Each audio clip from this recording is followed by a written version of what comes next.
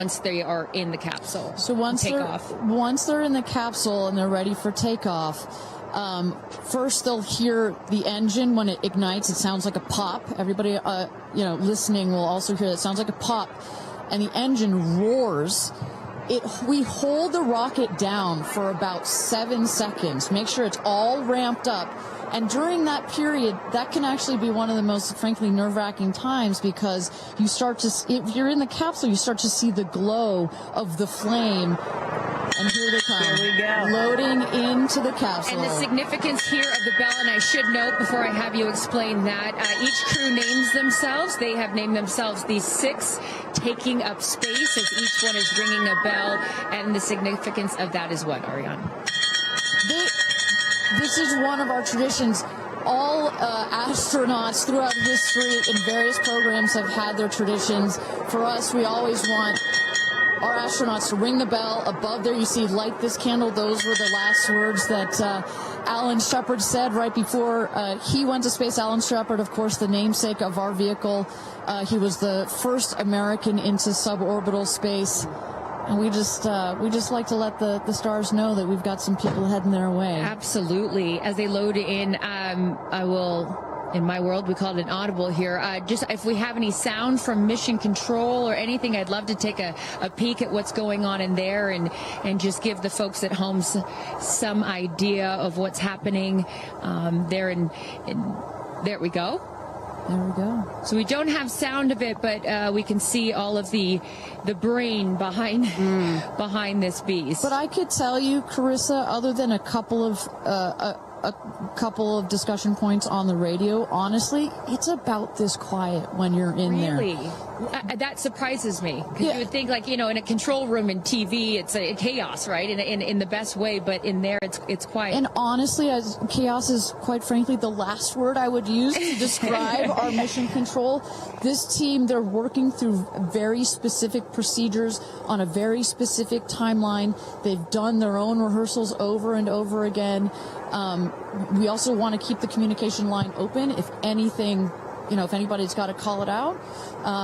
But it is a very well choreographed team we've got. And, when folks are wondering, what exactly are these soon-to-be astronauts doing when they're in these 2 days of training leading up to this space flight, it is exactly this. Simulating right? everything. They have done dress rehearsals and dry runs of everything that you're seeing here. They practice over and over, getting inside this capsule, strapping themselves in. And, one of the biggest things that they have to remember to do is when they get those, remember, they only get 4 minutes of weightlessness, 4 precious minutes. They have to unbuckle and then buckle back in at the exact right moment. So those are some of the things that they're learning to do and practicing while they're training in that building right behind us. As we look at New Shepard 31, the 31st mission, the 11th human flight here for Blue Origin. We are T-minus 30 minutes. Carissa Thompson, Kristen Fisher, Ariane Cornell with us, and Tabitha Lipkin at the tower. I am going to be leaving here in just a few minutes. I'm going to go to fallback 3, an area. Then I will wait for the capsule to land. I'll wait for the recovery team to come out and then bring you interviews from each of our astronauts as they arrive back here on Earth. I cannot wait for that. Again, we've seen them load now into the capsule, and I just would love, some more play-by-play, Ariane, of sort of what now this process looks like, as it's all new to me. And for any of you that are also joining us for your first launch, welcome. And now we'll let the experts tell us what's going on. So you saw them loading. You saw them loading into the capsule. They are getting into their seats. They're getting into their harnesses. It's a 5-point harness, so clicking them all in. All right, we're hearing that Capcom right now. Sorry to interrupt you, Ariane, which is short for capsule communicator, and ready to do the astronaut comm check. So let's take a listen. Laura Stiles has the mic.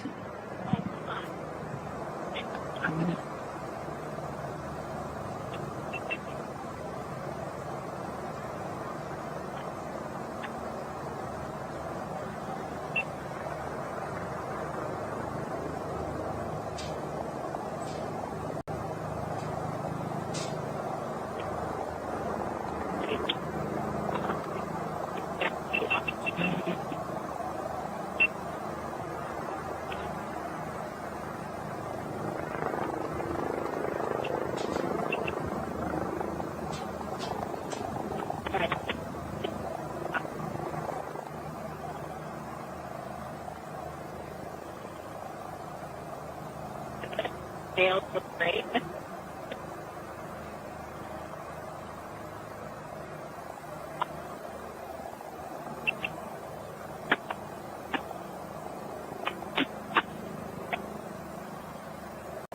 Right.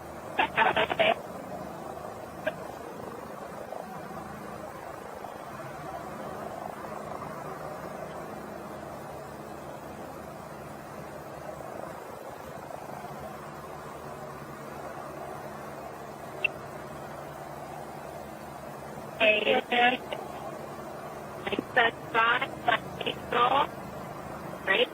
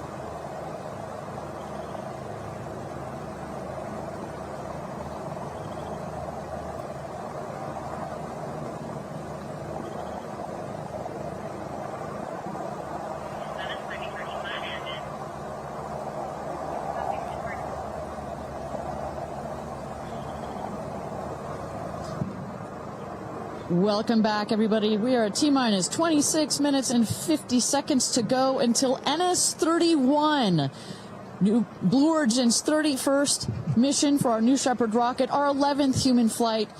I'm Ariane Cornell here with Kristen Fisher at the desk. Carissa Thompson has left to get into place for her viewing spot for the launch. We are waiting on Capcom, or the capsule communicator, to run the comms check with our astronauts. But Kristen, we were just talking a second ago about, you know, what's going on here. You see our crew member 7, Sarah Knights, who's coming out of the capsule there. She has helped load our crew into the capsule, has done just a double check, making sure those seatbelts are nice and tight, as well as make sure that the earpieces and everything are set for our astronauts. I should note, just as we give kind of we got this beautiful aerial shots this morning of the rocket. We have these sunshades you see on the at the top of the capsule, that kind of white square. We've got one there in the foreground, and coming around you'll see another one on the back. Those windows are so large that it can kind of act like a greenhouse in there, and especially down here in the West Texas desert, it can get a bit toasty in there. So we've got some nice sunshade for their comfort. And I love that we can see some of the crewmates inside the capsule as they're getting strapped in. I think you could see Lauren Sanchez right to the left of the hatch right there from that camera shot. So pretty cool that you can see them this close to lifting off. You know, Ariane, I have to say, I might break in. Profound experience. Jeff Bezos here. Yep. I'm so excited for you. I don't want to get off. I want to go with you. And when you get back, I can't wait to hear how it's changed you. I love all of you. See you soon. Godspeed. Gradatum ferociter. And there you heard it. Some words of support from Jeff Bezos, founder of Blue Origin, also astronaut himself from our first launch.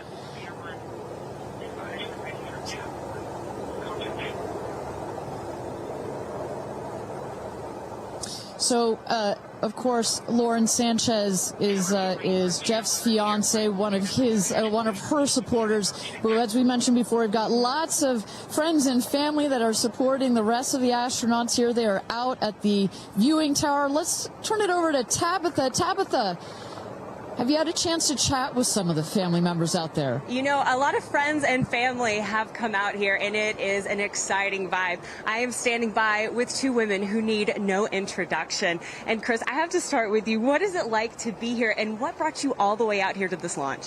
Well, Lauren and Jeff, we're here to support our girlfriend and our friends, and I never thought that we'd be talking to you from a space launch. For sure. So this is a really unique experience, and we're just so honored to be here to support them and watch this amazing part of history. And I'm so proud of her.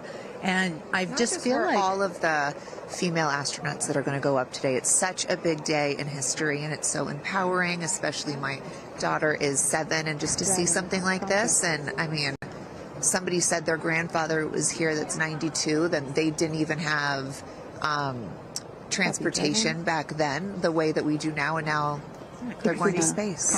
It's pretty amazing. That's Aisha's grandfather. 92 came all the way here. That's where the story, I was like, I heard this story, and you know, he had no airplanes, nothing back in his day. Now he's seeing his granddaughter go into space. That's a beautiful thing. really incredible. And how does it feel also to be able to share this with multi-generations within your family?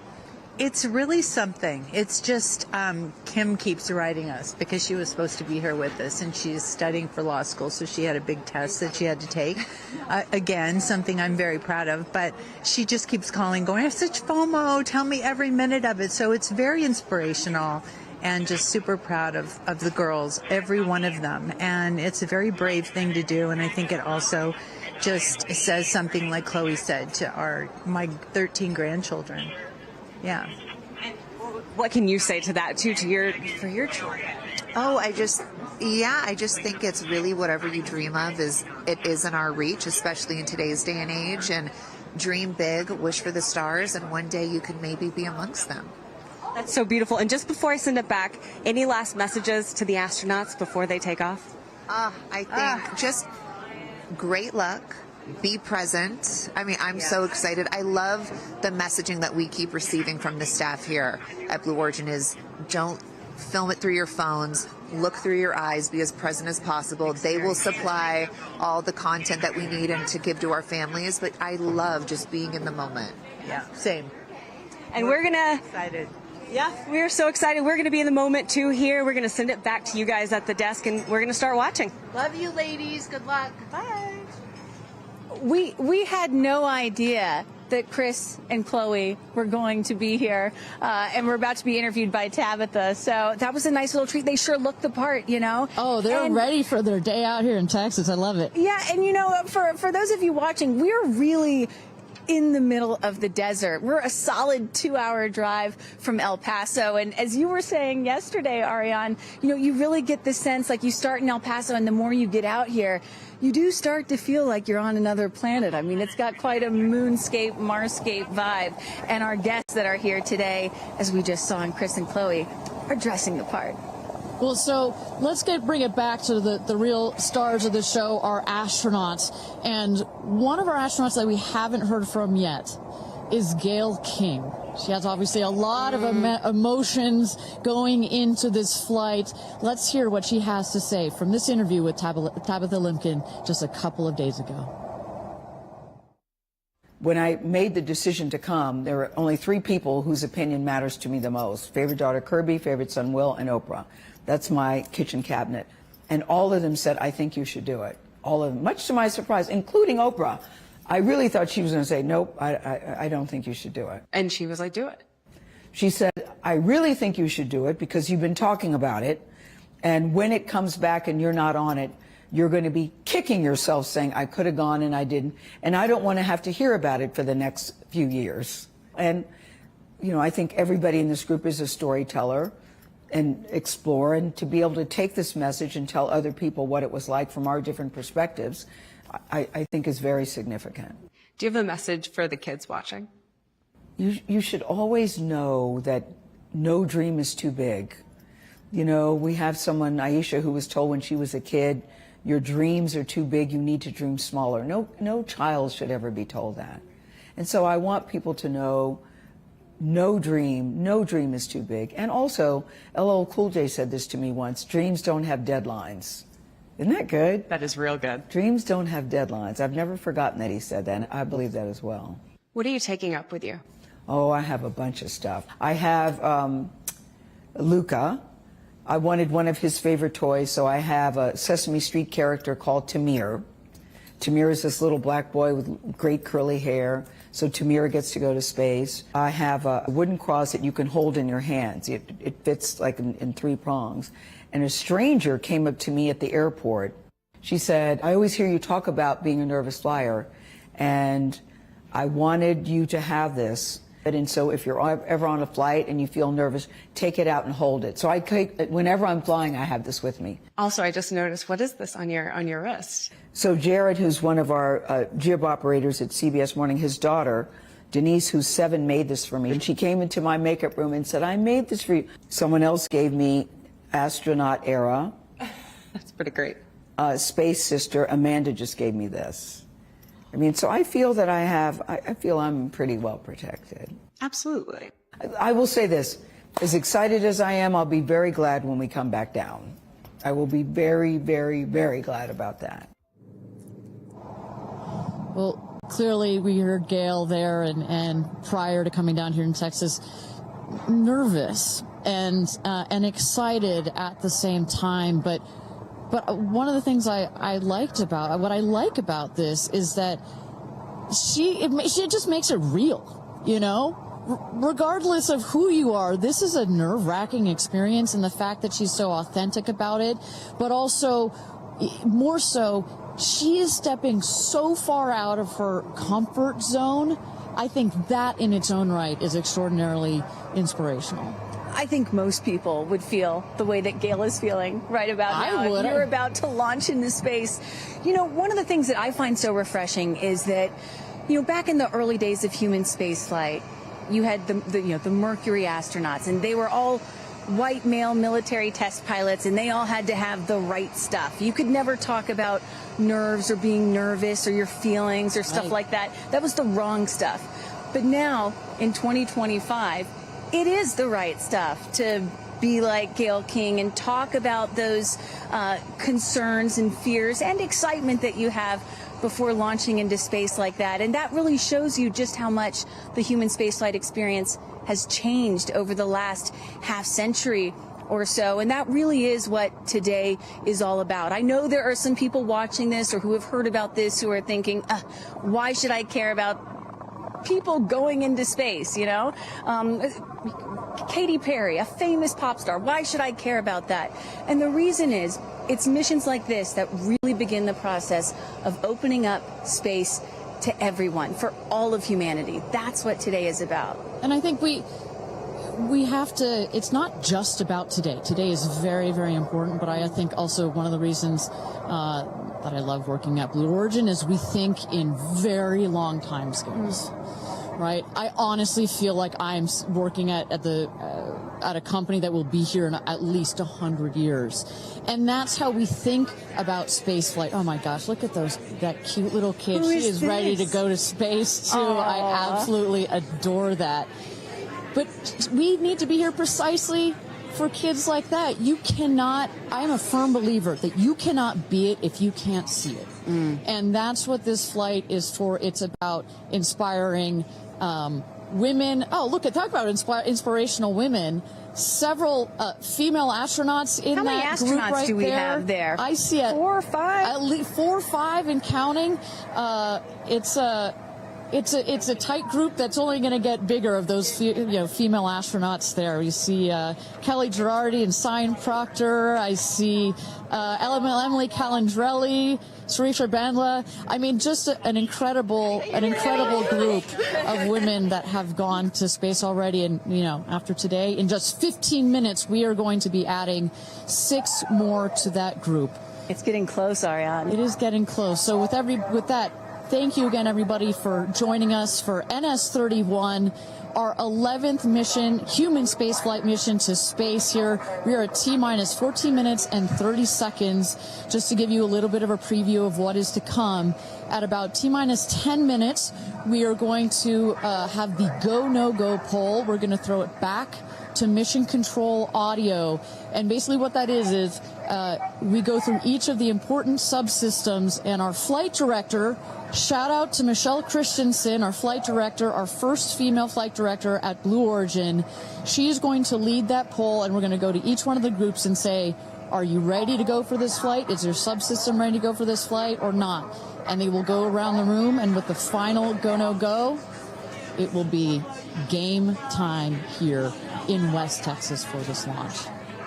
Look at that. Now, this child is a little younger than you were when your parents went to space. A little bit older. Oh, excuse me, a little older. Yeah, because I was just 15 months old when my mom flew in space. And, you know, I think about what it must have been like for her to be a first-time mom and training for her first space flight all in 1 year. And she was a part of NASA's original first 6 women astronauts alongside Sally Ride. Of course, it took them, those first 6 female NASA astronauts, 2.5 years for all of them to fly into space. Now, today, Blue Origin is going to send 6 women into space in a single day. I mean, that's pretty cool right there. Incredible perspective. Also, that was your mom like just 6 months? You were just 6 months old when she started training?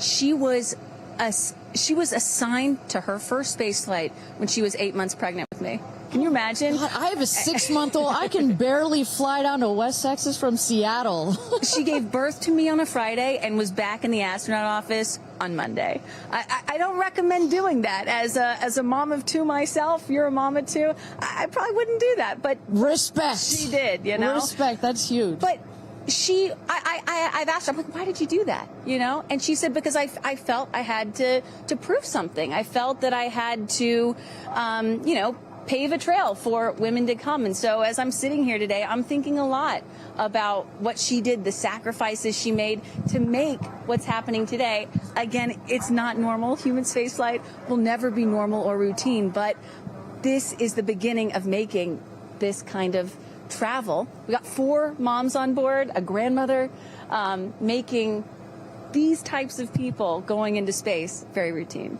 Now, talking a little bit about that, getting back a little bit into the flight profile and what they're going to feel as part of this now routine flight. So the 6 astronauts are currently in the capsule right now, all strapped in, ready to go. Their audio is working. We are waiting for the T-10 here for the go no go poll. At T-0, you guys are going to all of us will hear the pop. That's the ignition of the BE-3 engine. It holds down the rocket for about 5, 6, 7 seconds. Inside the capsule, they'll start to see the glow of the flame, and then they will lift off. They will take off. They are in a somewhat reclined seat, and they'll start to feel the G-forces on their body. And so kind of like sitting in a car that's accelerating, it pushes you back against the seat. That's the same here, except they're going up. They will accelerate to they'll have 3 Gs. So here on Earth, we're at 1 G. When you accelerate to 3 Gs, so like if you're 100 pounds, it feels like you are then 300 pounds. But Kristen, crazy. It's crazy. But in that reclined position, it's dispersed across your body. Bad. It's not as bad. It kind of feels like a weighted blanket. Oh. And then it nice eases and cozy. up. It's nice and cozy as it gets nice and dark. I'll take a weighted blanket right about now. But they're not, don't worry, it's going to get nice and dark, but there's no sleeping on this. They are going to have the most incredible view out of those windows. The capsule will separate from the booster. That's when they're going to feel weightlessness. They'll get the about 4 minutes to unbuckle, enjoy the weightlessness, enjoy the insane views out of those windows. They'll buckle back in, come back through the atmosphere. That's actually when they're going to have the peak G-forces. They peak at about 5 Gs. Which is kind of counterintuitive. You wouldn't think that you would feel the max G-forces on the descent, but that's when you do. But that's when you do, and it's kind of like, because you're coming back through the atmosphere, right? It's thin up there. You come back through the atmosphere. It's thick. It's kind of like diving into a pool. It kind of goes sploosh against you at 5 Gs, but then it eases back up. And we deploy the parachutes, and they come floating down at about 10 to 15 miles per hour for a nice soft landing here in the desert. At the last second, there's an air cushion that comes out. Go. Booster. Here's gonna go, Paul. Go. Ground. Go. Inca. Go. Safety. Go. Capcom. Go. Engineering. Go. This is the flight director. New Shepard is go for launch. Booster, commence terminal count. Protocol flight. Yeah, baby. Go for launch. My favorite words. It's getting real. T-minus 8 minutes and 51 seconds. Until our 11th human space flight, the first all-female crew flight to space. All 6 of our astronauts are loaded in the capsule, waiting for just 8 minutes and 30 seconds to go here. Now, Kristen, we just kind of walked through the flight profile, what it's going to feel like for our astronauts. Oh, we got Carissa up on the tower to chat with more friends and family. Carissa, who you got out there? I don't need to introduce the incredible woman. I don't need to introduce the incredible woman next to me, who is a ray of sunshine. Oprah, you are wearing yellow because Gail's call sign is sunshine. Yes, right. And all of us, the whole family is wearing yellow today. And I, you know, we've been friends. It'll be 50 years next year. We've been friends since we were 21 and 22. And I have never been more proud of my friend than today.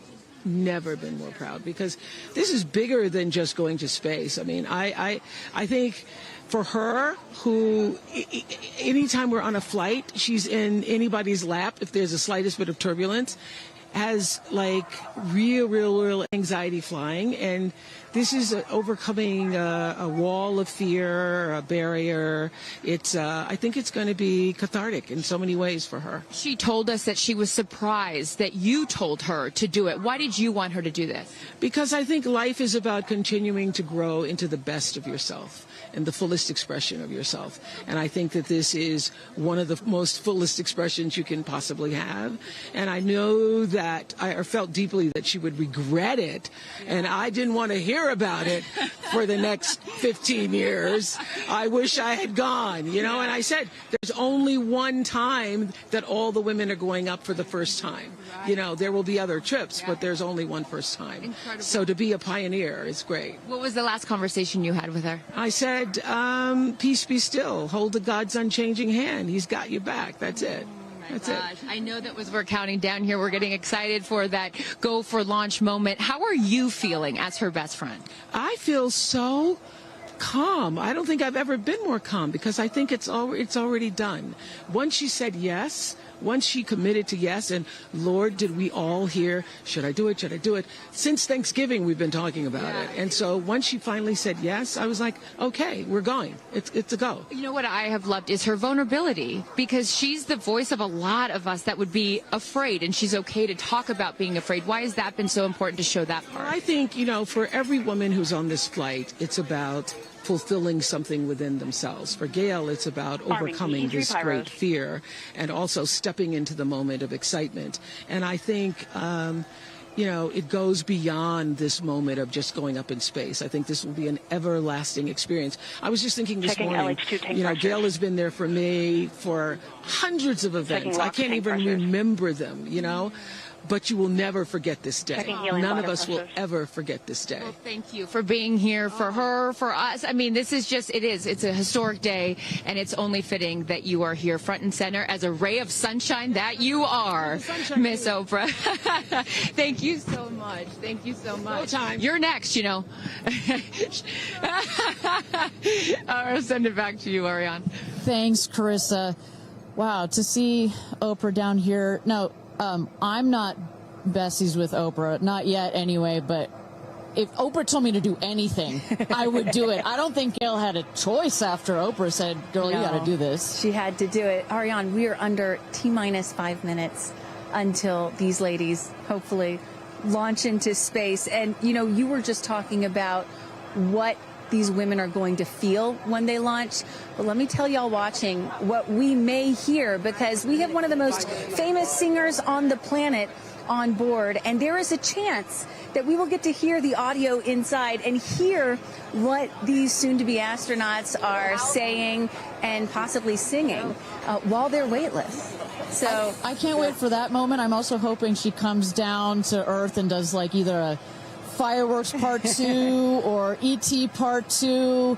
I think that's going to be, and I think, but let's stick on this point for 1 second, Kristen. I think one of the incredible parts about this crew is their ability to tell the story coming out of this in their own unique way. The way Gail can go on TV and talk about it, Amanda can go and continue to advocate for women more broadly about it, the way Katie can sing about it, etc., the way Carrie Ann can produce films about it. That is what is so special about this crew in particular. And that is what's so special about this new era of space flight. This is not NASA. This is not governments. It's not the U.S., China, or Russia.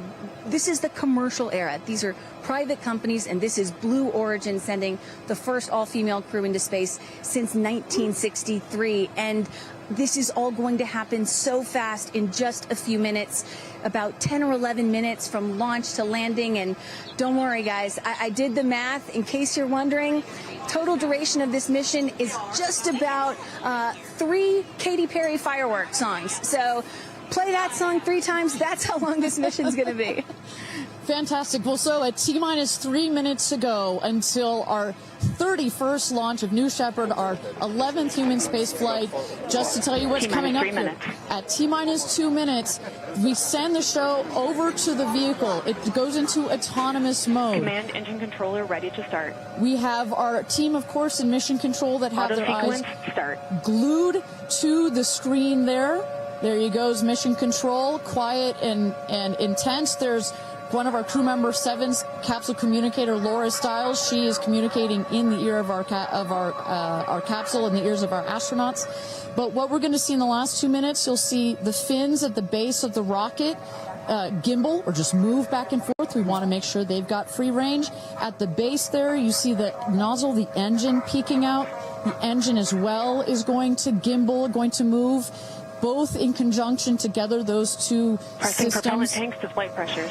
Those two systems guide the rocket. And when you are out there at this moment, this rocket feels like it is alive. It feels like it is a living, breathing, hissing thing, right? And there's the gantry pulling back from the rocket. T-minus 2 minutes and counting.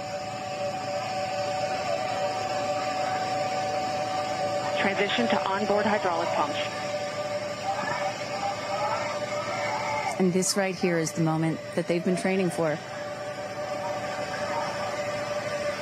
2 days, becoming a crew, becoming a team. After you go through an experience like this, it's more than a team. It's almost like a family. You are so tight to go through something as intense Executing as this. aft fin built-in test. And everything looking really good, Ariane. So far from mission control, everything is clean and green for this launch. T-minus 1 minute to go here.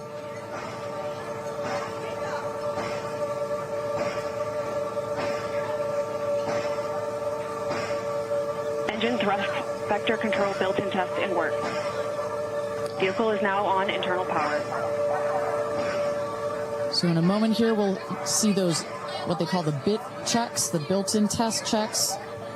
As you mentioned, Kristen, inside the capsule, you know, as you said, this is like a bridled beast. This thing wants to take off. Switch to onboard helium. Here we go. Good luck and Godspeed, ladies. We're cheering you on from Let's planet launch Earth. this Thrust rocket. termination system is armed. Whew. T-minus 22 seconds and counting.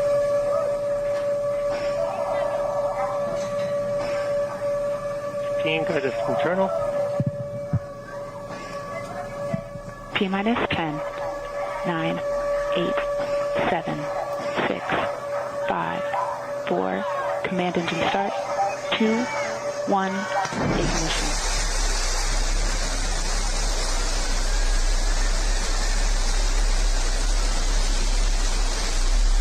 Liftoff. New Shepard has cleared the tower.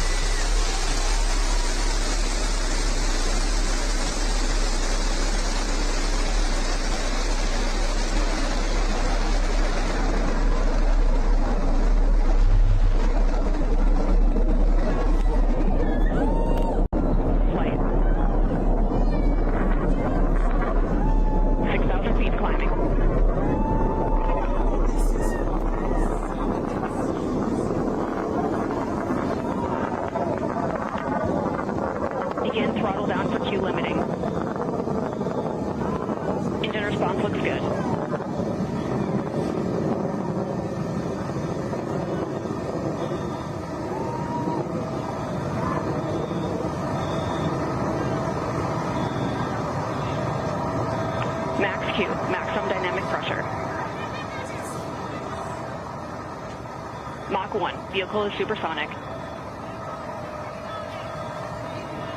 Engine back up to full throttle. Supersonic. We have passed through max Q. Maximum dynamic pressure. That's when the vehicle, the stresses between the atmosphere and the speed are at the maximum. So to punch through that is so important. You see the BE3 engines is firing beautifully. You see the stream of steam behind it. Those ladies right now are having an incredible view on their way to space. Passing through 80,000 feet. 1,300 miles per hour. You're going to peak at about 2,300 miles an hour over Mach 3 times the speed of sound. Shortly coming up, we'll have MECO, main engine cutoff. We will turn off the engine, but the two craft, the capsule and the booster, will continue their ascent to space. Stand by, MECO.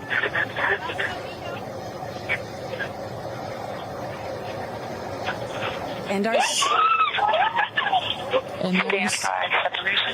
you saw the main engine is turned off. We're now going to separate the capsule from the booster, and at that point, Kristen, that's when all 6 astronauts are going to start to feel the weightlessness, and shortly thereafter, we're going to let them unbuckle. And that right there is the most critical milestone of this whole ascent. Oprah watching her best friend go to space.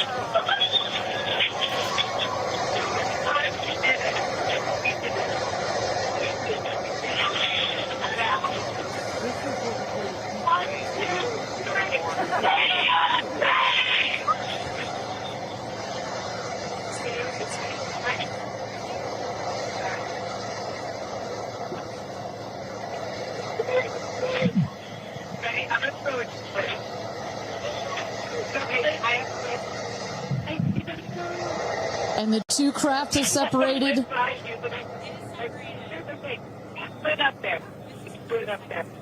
328,000 feet, 100 kilometers. Welcome to space, ladies, or shall I say, astronauts. Oh, the moon! You guys, I have to tell you, look at the moon. Look. Oh, my God! Oh, my God! Oh, my goddess! That's our pink moon. I love you, Jeff Bezos! And just in case it wasn't clear, those are the astronauts. Those are their voices that you're hearing. And they have hit apogee, the highest point in flight, well over 345,000 feet, well over the Kármán line. Wow.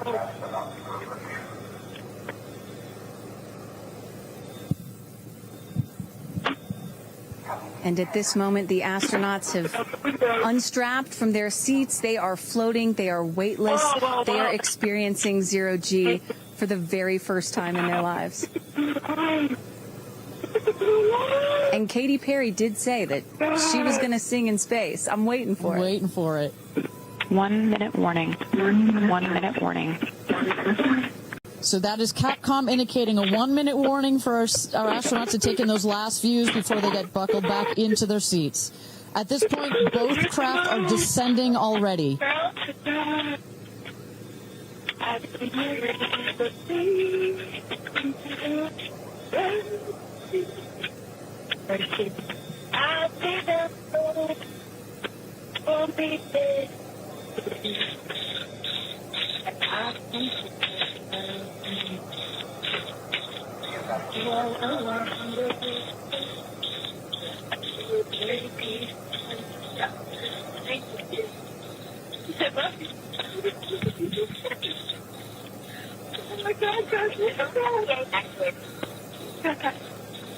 Wow, so peaceful up here.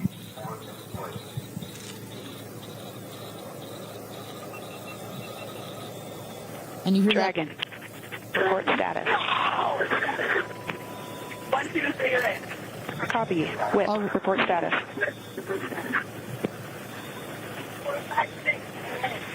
Copy. All astronauts in seats.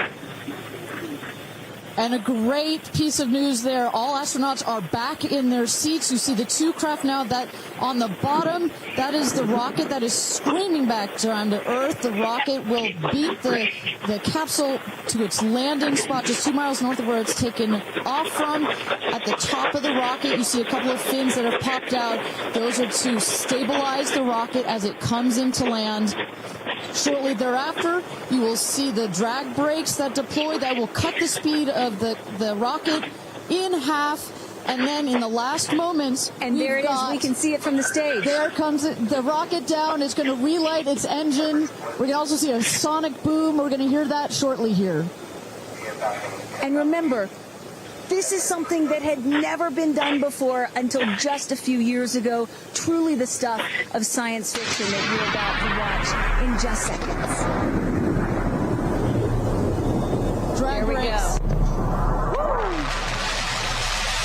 Sonic boom. And a little light.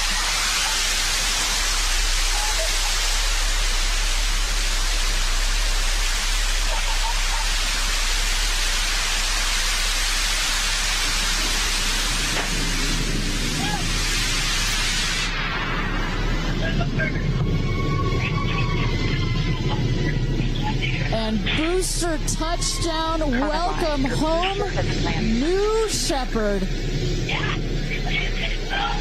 Picture perfect landing right there. Picture perfect landing. Right on target. You see that dust kind of creates this dramatic cloud that reveals the beautiful rocket that has just taken these ladies up to space and back. And I love the echo across the mountains. Is that what I was hearing there? That's what you were hearing. You heard the sonic boom, then you heard the engine relight, and all of that reverberates in this big, beautiful valley in West Texas. Stand by, folks. Stand by, folks. All right, shortly here we're waiting to see the drogue parachutes deploy from the crew capsule. Those are like the guide parachutes. There go the drogue parachutes. Just free falling right there until those drogues came out.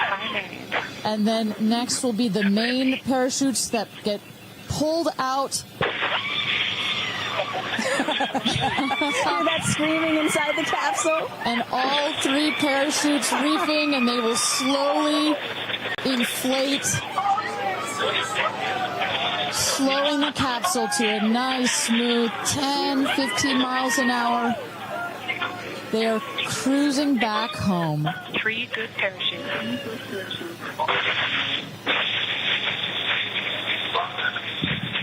And I tell you, Kristen, from having gone through all of the simulations, I have gone through all of the training.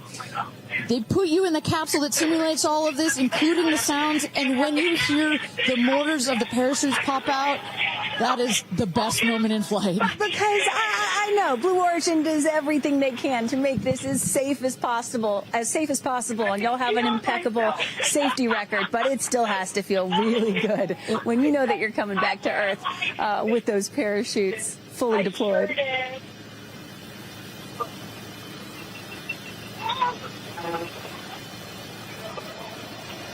And we can see the capsule just over our shoulder here, going to be landing north and east of the launch pad, coming down softly and beautifully.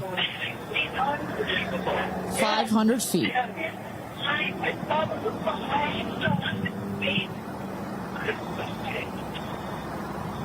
And you will see a puff of smoke when it touches down, a puff of dust. Actually, yes. That's normal. A puff of dust, last milliseconds, air cushion that will kick up the dust. It's a very soft landing despite the sporty perception. There it is.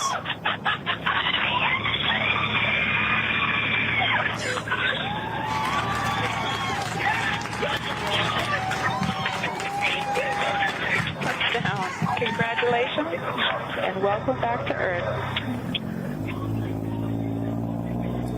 Do status check. Double shot.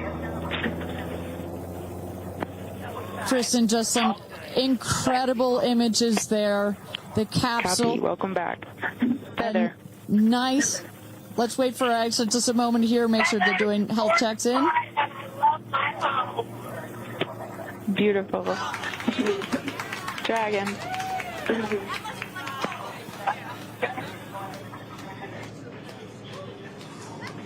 Yes, and as you heard it there, everybody seemed to be just as ecstatic to be back here, back on Earth. Everybody appears to be fine. Beautiful shot there of the capsule down in the desert. As we were just saying, it looks like a tough landing, but it is an air cushion in the last milliseconds that just makes it even softer. I will also note the parachutes landed very close to the capsule. That's just an indication that there's not very much wind out here today. A beautiful day for a launch and landing. A beautiful day to add 6 more names to the roster of astronauts that have been over the Kármán line into space. Carissa Thompson, what's the view from your road to recovery in the truck? Oh my goodness, you guys, as I've told you, this is my first launch. So standing out here with family, that moment of watching the rocket, and both incredible emotions, relief, excitement. You saw Oprah's emotion, Orlando Bloom, as I was walking jump in the car to go meet everybody and recover, he was like pretty good. So I can only imagine how these astronauts, now that we can officially deem them astronauts, are going to feel. I can't wait to get their reaction. We are headed out there now. I will check back in with you as soon as I have them. Sounds good, Carissa. And as everybody can see, she is those recovery crews are screaming out there. So we actually send them out as soon as we spot the capsule. And there's little Rose, Katie's daughter, who is just Daisy, excuse me, who has just seen her mother go to space and come back. I'm sure she cannot wait to say hello. So, but as I was mentioning, the recovery crew is heading out there. We send them out as soon as we can see the crew capsule and spot the crew capsule descending. There will be at least 2 trucks that go out there. What you'll see is they will come around the capsule. We also have crew member 7 who's in there. She will run out, go around to each window, make sure that each astronaut is fine, and the recovery crews will safe the capsule before we exit the astronauts. You know, it's hard to pick a favorite moment, right? Launch, landing, it's all good. But the moment coming up might be my absolute favorite, right? It's the moment the recovery team gets out there, then all the friends and family, and we get to see the astronauts emerge from the capsule, and we get to hear what they thought from the last, 10 minutes or so that they were up in space. And I think one of my favorite things that I've ever seen in covering space, certainly with Blue Origin, was that moment for William Shatner, Captain Kirk, as he emerged from the capsule. And this is exactly why you want to send people that are not just professional astronauts into space. What he said was so moving that day. 100% agree. But it's not just the astronauts that are here that are being moved by this event. We've got Tabitha that's with some of the friends and family out there. Tabitha, give me an update from the viewing platform. I mean, not a dry eye in the stand, I tell you right now. Chloe, I just want to know from your perspective, that moment, what was it like? I don't think I realized how emotional it was going to be, and I literally had chills all over my body from the second it launched until the moment I just saw it land. And it's sort of hard to explain, because I don't think you would be that emotional, but it's incredible. It takes your breath away. And I feel like I have all this adrenaline and I'm just standing here. Right? It's very true. Same. It's really, first of all, we're so thrilled that the girls are safe and everything went so well. And so that's a relief because, I'm sure there's a lot of nerves up there, but to hear the girls screaming and having such they said they saw the pink moon. Yeah. I heard the audio. I was like, that is the coolest thing. I cannot wait to get the footage from inside and to see that. I want to hear every little emotion that they had, and we can't wait to see the footage from inside. What are the chances? The pink moon, the rocket launch. It's so exciting. It's a great day. It's been a pretty phenomenal day. So when are you guys going up is the real question. Oh my gosh, I don't know. But this made it a little more enticing, I will say. But I don't know. But I've learned to never say never. Right. That's what I learned. You can go on behalf of the rest of us. But thank you. I think we'd all drag you off of the tarmac before we let you go up. But, I like you being an observer. okay. Yeah. Yeah. Well, we love being able to share this experience with you, and thank you for sharing how you feel out here with our audience. So it's been really, really incredible. So yeah, the emotions are high because it's so exciting and energizing. And gosh, Kristen, Ariane, I don't know what to say. I did cry. I did cry. I didn't think I was going to cry, and I cried. Tabitha, I love you putting them on the spot there. Chloe and Chris, are you guys going up? Keeping up with the Kardashians In space.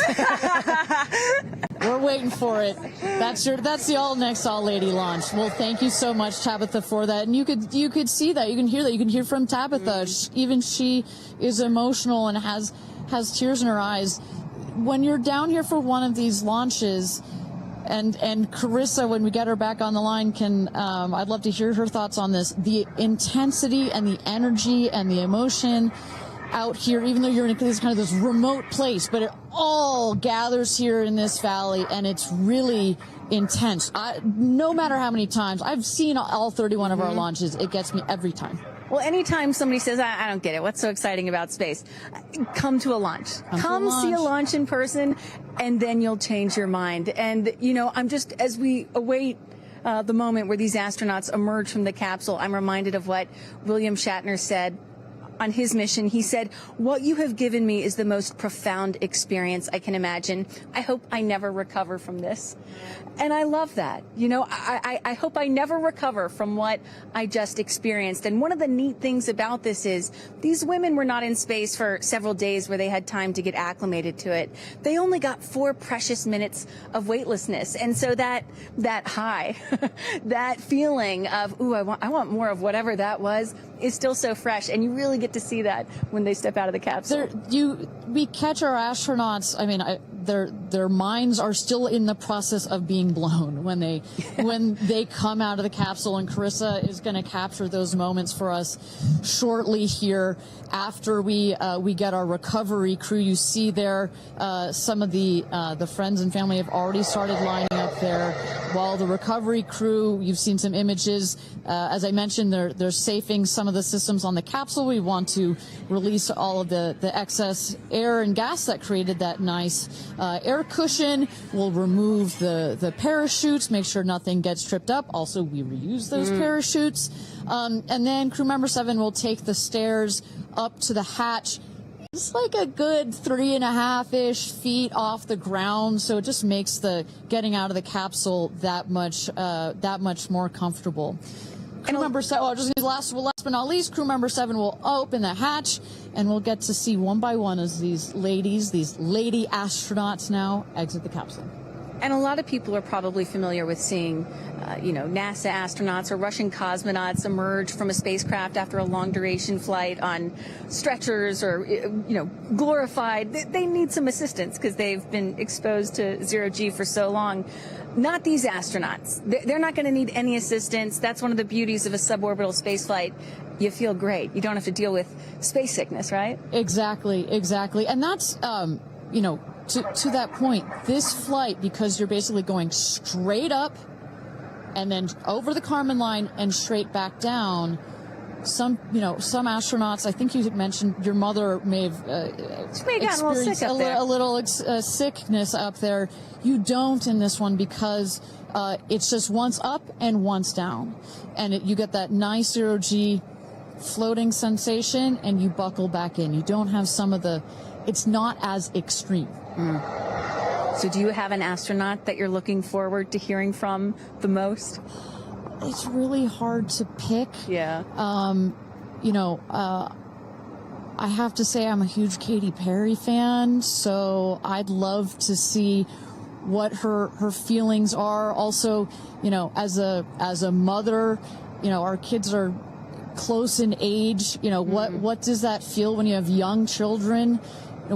You saw her get so emotional in her pre-flight interview. Is she still is that still the weighing emotion, or is she still just, oh my God, I saw the stars, I saw the curvature of the Earth?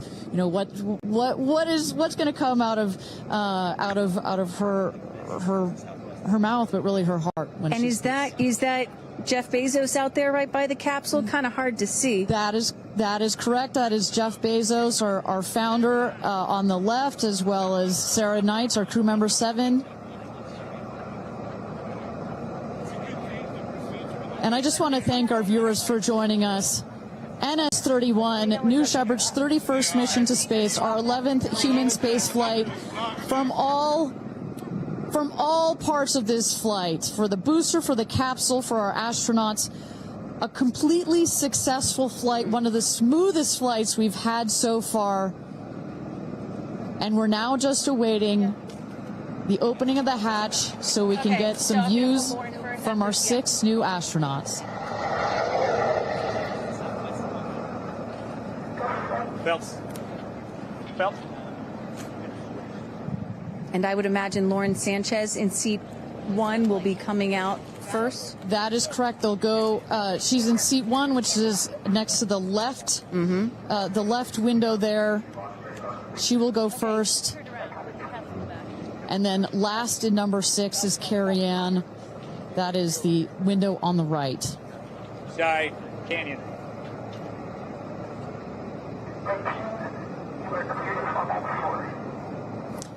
You see those vans arriving. Those are friends and family.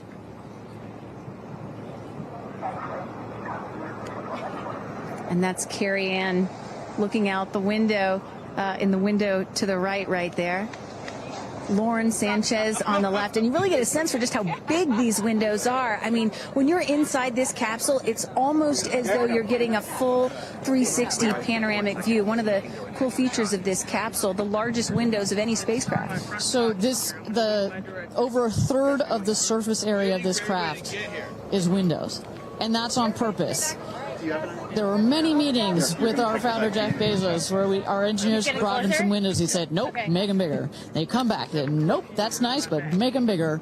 And what you get here, why is that so important? So many of our astronauts have said, when I got out of my seat, I looked at outside my window, and I turned around, and I looked at the other 5 windows, and my brain created a panoramic view, a panoramic photo of it, because so much of the capsule is windows, and it makes for just an incredible experience.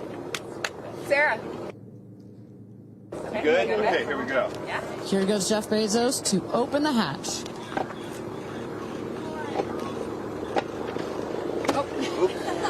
She didn't really close it again. Come on out, guys. Yeah, of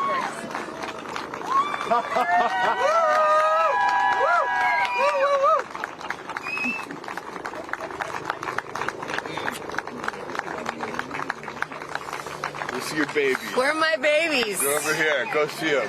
Where? Oh, we have to go Right there. Okay.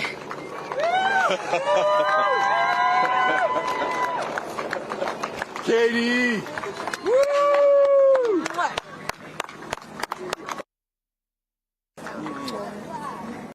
Thank you.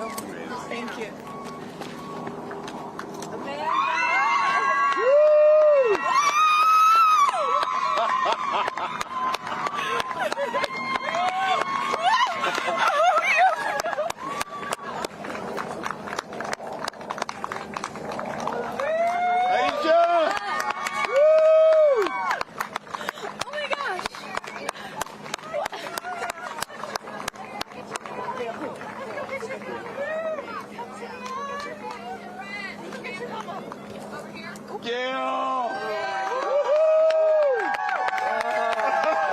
I just have to have a moment with the ground. Let me just appreciate the ground for just a second.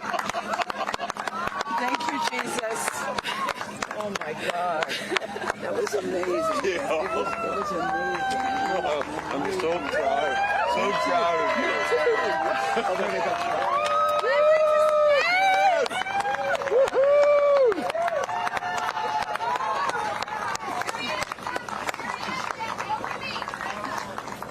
Amazing. I'm so proud of you. Carrie Ann, we got your people over here. Come right around the bushes here. Woo!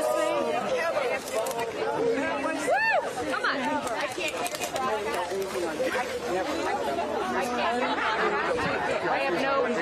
not working. So someone just tell me when we're on. Does anyone have our F? All right, and you just saw it there. All 6 astronauts coming out, all ecstatic. Katy Perry and Gayle King both kissing the earth.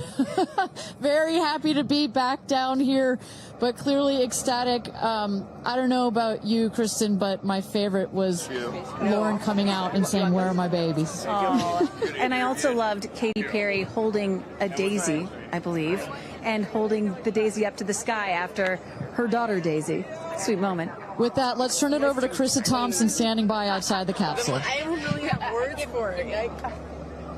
Oh my God, Lauren, I want to cry just seeing you.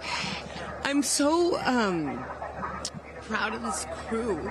Like, I mean, Gayle, you know, we were just talking in the capsule, doesn't even have ear piercings. She's so afraid to do anything. And she got in that capsule, and I think, like, it profoundly changed her. I mean, for me, I can't put it into words, but, like, I looked out the window, and we got to see the moon. And it was pink. Was it pink? Full moon. It wasn't pink, but it was almost full. And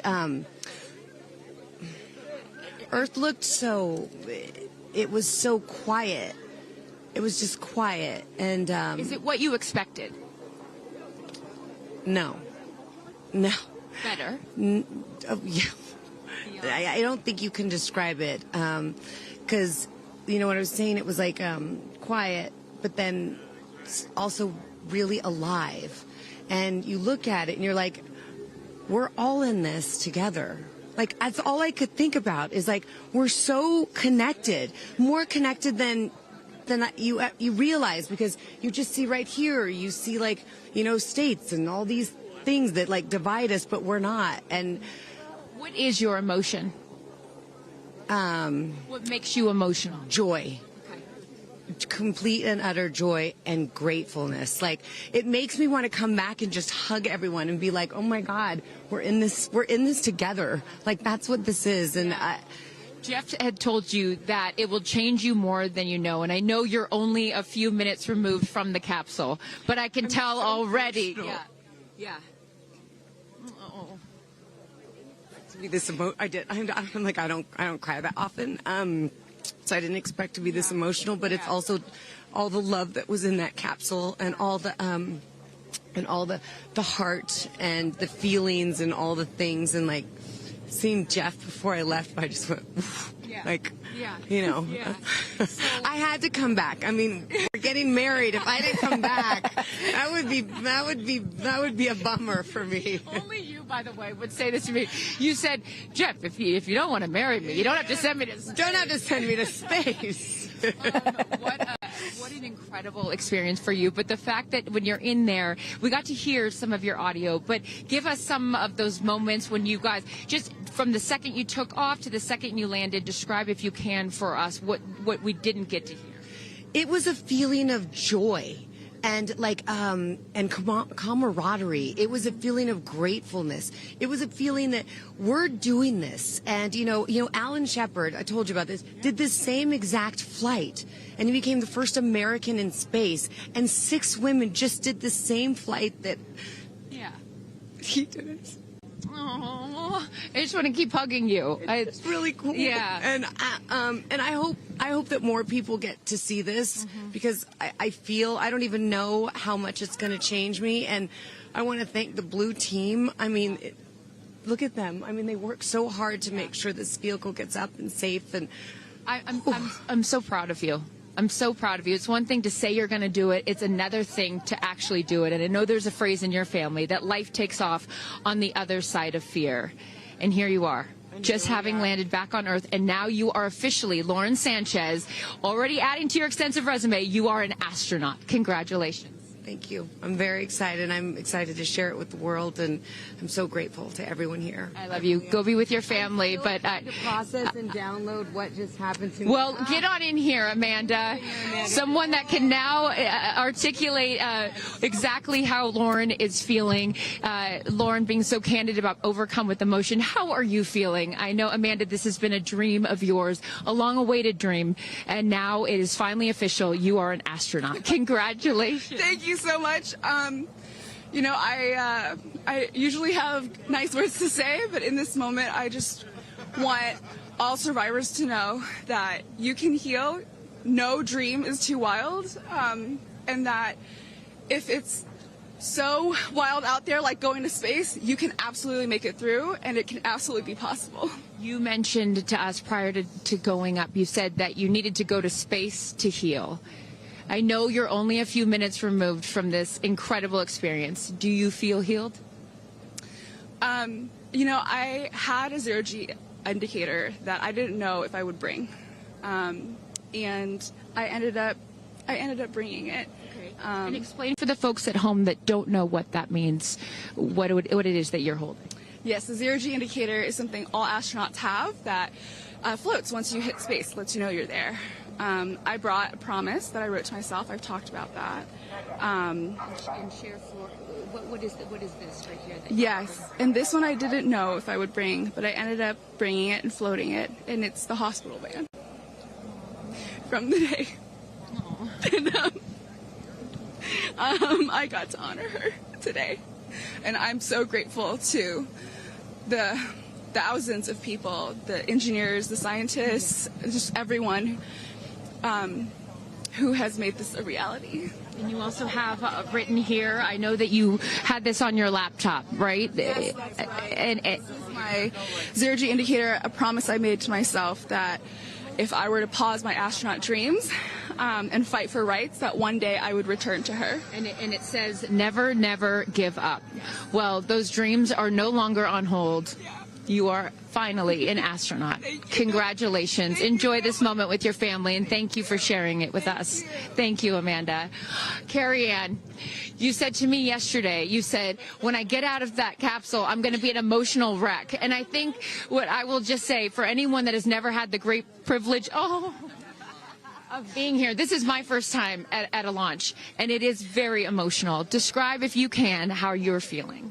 I have almost no words. It was the most incredible experience of my life to be up there and see like such vast darkness in space and look down on our planet.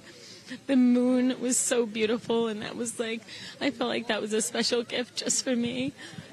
I'm so sorry. No, don't apologize. Are you kidding? You just went to space. You just went to space. This is it. Like knowing that everyone I loved was standing down there looking back up at me, and I just hope that these types of experiences, clear a path for everyone to be able to do that. You told us a beautiful story about your son when you told him you were going to go to space, and that, get over here so I can hold you, and that he went back to school and he was all excited to tell his friends that his mom was going to space, and they said, your mom can't go to space. Moms don't go to space. Well, guess what? This mom just went to space. Congratulations. You are officially an astronaut, and I know you're wearing a very special necklace from an incredible group of people that you hold near and dear to your heart. What would you like to say to them watching? I'm wearing a few necklaces today. My dear friends threw me a blast-off party and gave me this feather, which obviously represents the Blue Origin logo, and it felt so special to have it close to my heart. And in space with me. And I feel like it helped me take all of them with me on this journey. Yes. Well, I will let you go enjoy this historic moment with your family, and thank you for sharing it with us. Congratulations. You're an astronaut. Gail, get on over. I am so floating. I can't believe it. I cannot believe it. I'm so proud of you. And I know that I speak for the collective because you have been so honest. You've been so vulnerable. And I spoke to your best friend prior to you taking off. And I asked her why it was so important for you to do this. And she said, she said, so she didn't have to hear you say, I wish I would have done that. That's so true. But now, Gayle King, you are officially an astronaut. How do you feel? I still can't accept that word, but I will say I can't even believe what I saw. When somebody calls this a ride, this was not a ride. What happened to us was not a ride. This was a bona fide friggin' flight. And our instructor, we were so well prepared. So every noise we heard, we knew. But the flight instructor said that I am her best success story. Why? Because she's never had somebody go through the course who's terrified of flying. Everybody who's gone through the course is somebody that it's been a lifelong dream. They wanted to do it. So she said, I'm her best success story. I'm so proud of me right now. I still can't believe it. I still can't believe it. I was just going to say, prior to the launch, you said that you would be so proud of yourself if you went through with this. And you did. What was the best part, Gayle? It's oddly quiet when you get up there. It's really quiet and peaceful. And you look down at the planet and you think, that's where we came from? And to me, it's such a reminder about how we need to do better, be better. Do better, be better human beings. And what do you mean by that? Processing. Well, it's so nasty and so vitriolic nowadays. And I mean, if everybody could experience that peace that we had up there and the kindness and what it takes to do what we did, all the people that it took to get us up there and get us back safely, I'll never, ever, ever forget. And when we were up there, have you talked to Katie yet? I have not. Okay, no. When we were up there, after zero G is very difficult. You know, all the training about this is how you get in the chair and this. I look like a friggin' moose getting in the chair. It was like, just let me get in the chair. Let me get the seatbelt on. But, you know, we had a very do this. How would you describe it? It's very difficult because you're floating. But the best part was when we got back in our seats after zero G's, Katie sang "What a Wonderful World." She did? Isn't that nice? Oh, come on. She sang "What a Wonderful World." I see dreams. Oh, yes.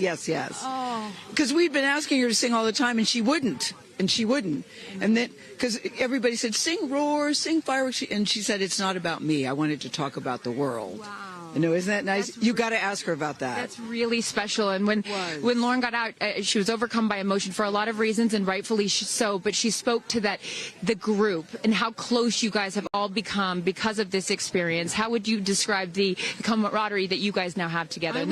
I would say that we are forever bonded, because you can't go through what we went through to look out for each other, to help each other, and not be changed by that.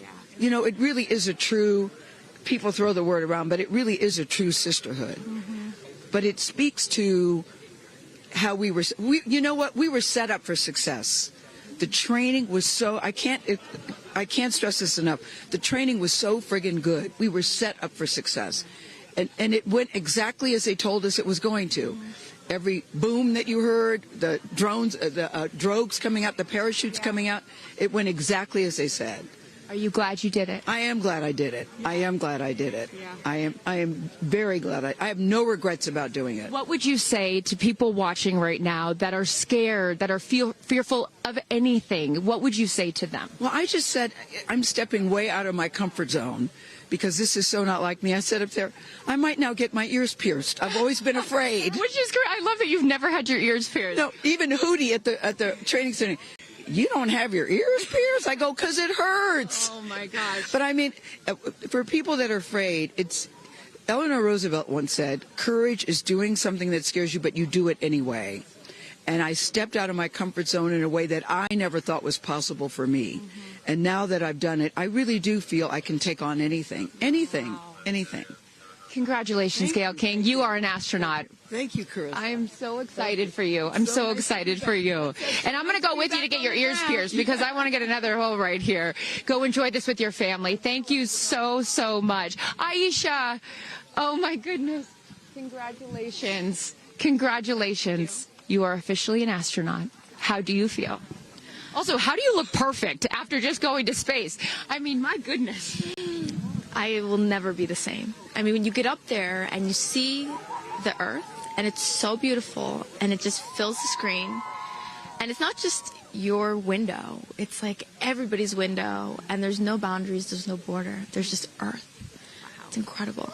You know, Gail is so honest that this wasn't her dream, but this was a dream of yours. How do you feel now that you just achieved it? Like I picked the right dream. And when we landed, I said, Exuma, I'm good, blue calm, but I'm ready to go back. Wow, really? Yeah. What was the best part for you? The best part for me, actually the whole thing. But we got in and we counted down from 10. And then I started to hear some singing. And when we lifted off, everybody, you could just feel the energy in the capsule.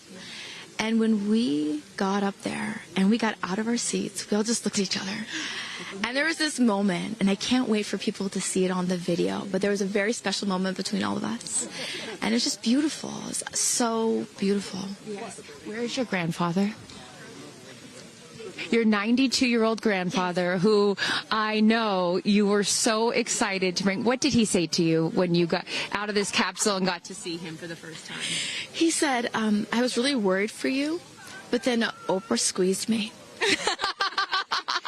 Oprah has a way of making us all feel just a little bit more at home and a little bit calmer. I know your father is watching down on you, and he is your angel. What do you think he's thinking right now in heaven? I think he was like, woo! To have the opportunity to have flown his star in my flight bag and to have a perspective that very few people get to have of Earth, I just feel a renewed connection to everything in life and where we are, and I can't wait to go back out there and pour what I've learned into the world. You have given so much to so many, and I know there are a lot of people watching right now, some young boys and some young girls that are inspired constantly by you. What would you like to say to them? Dream it, plan it, and go and do it. I never really thought I could go to space, although I really wanted to go. And today just confirmed that dreams are real, and sometimes reality is wrong. Your dreams just came true. Congratulations. Go enjoy this with your family. Thank you for sharing your experience with us. Katie. No, you're not the crier of the group. Feeler of the group. No, you are not. I'm crier. I'm going to tell you something right now. You are officially an astronaut. Thank you so much. How do you feel? I feel super connected to love. So connected to love. I think this experience has shown me you never know how much love is inside of you, like how much love you have to give, and how loved you are until the day you launch. We had these incredible shots of Daisy watching you as the rocket, it'll make me cry, as the rocket's going up, and she was so proud. Just kept saying, Mommy, Mommy. And I know you'll feel the same way when you watch it. And you brought a real-life Daisy up. That's it was right. important for you, not only because it's your daughter's name, but why else was that important to bring it? Daisies are common flowers, but they grow through any condition. They go through cement, they go through cracks, they go through walls. They are resilient. They are powerful, they are strong, they are everywhere.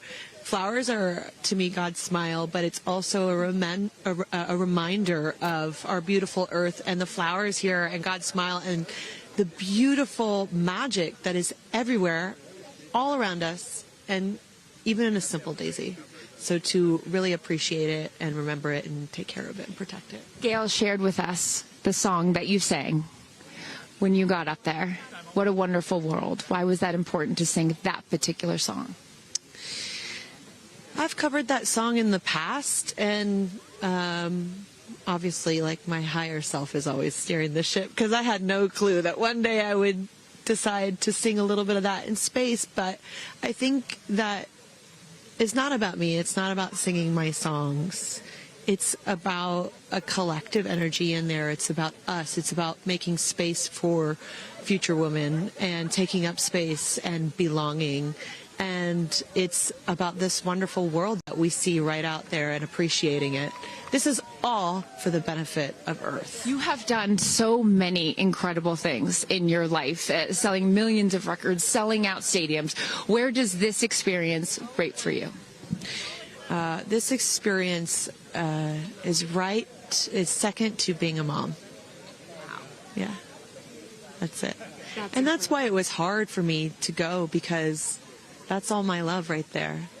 And I have to surrender and trust that the universe is going to take care of me and protect me, and also my family and my daughter. Because, like, I am full up from being able to get that gift of being a mom. And to go to space is incredible, and I wanted to model courage and worthiness and fearlessness. You did. You said you wanted to go to space for the fearless women in your life as well, your sister and your mom. Yeah. What was their reaction when you got to see them after you got off the capsule?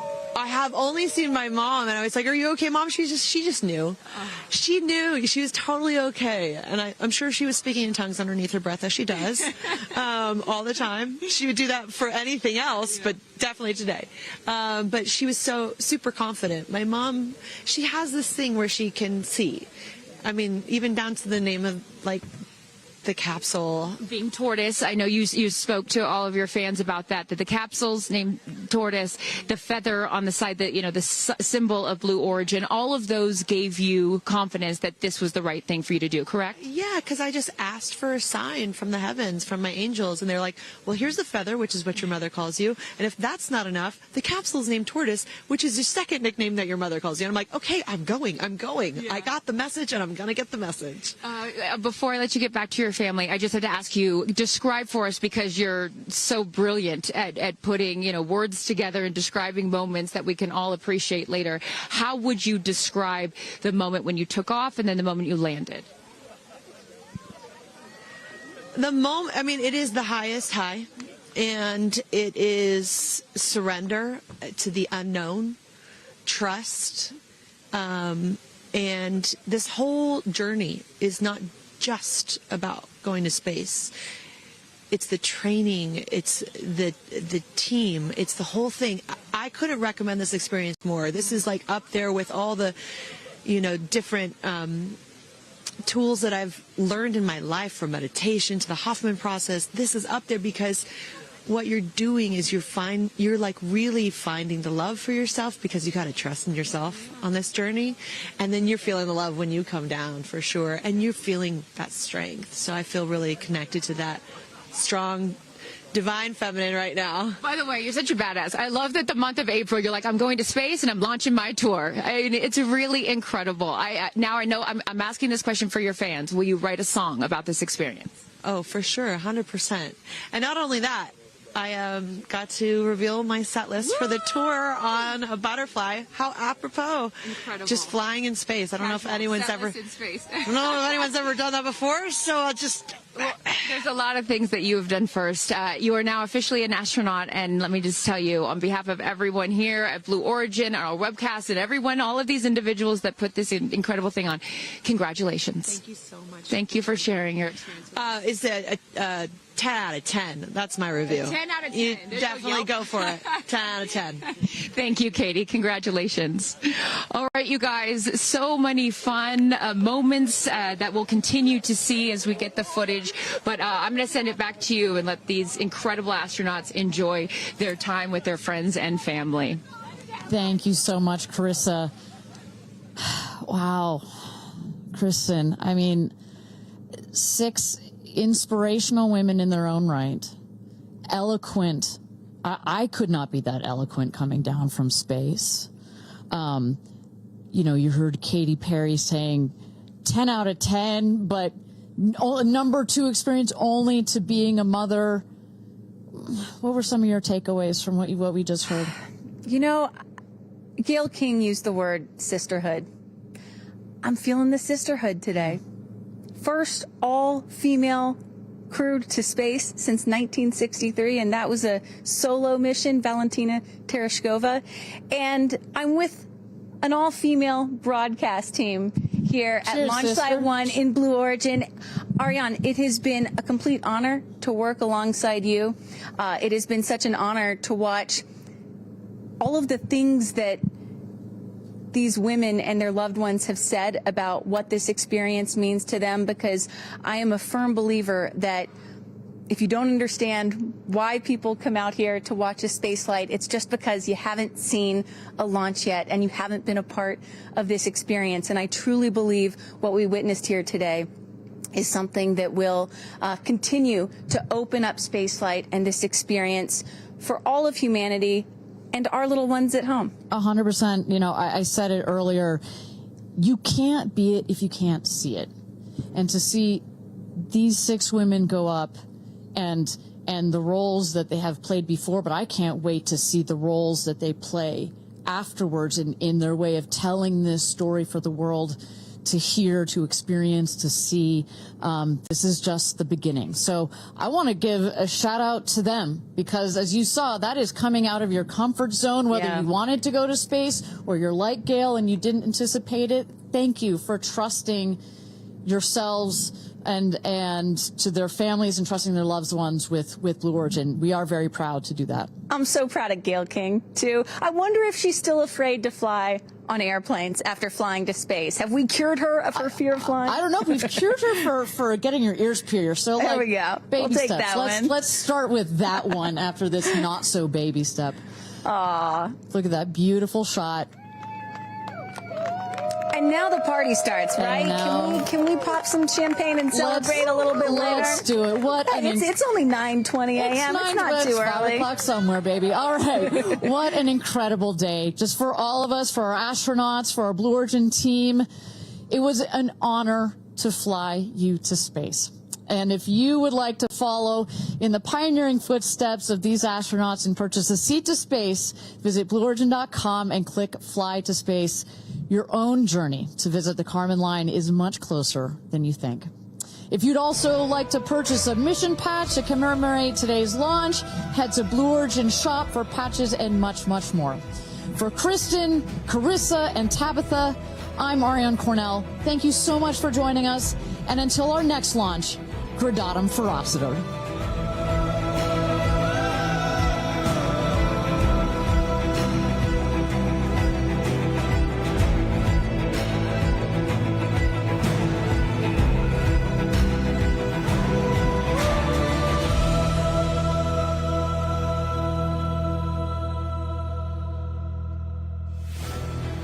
Have you ever dreamed of going to space?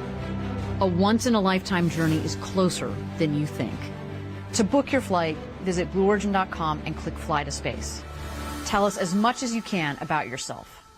Once we receive your inquiry, our team will reach out to guide you through your journey. It's your time to join the new generation of astronauts.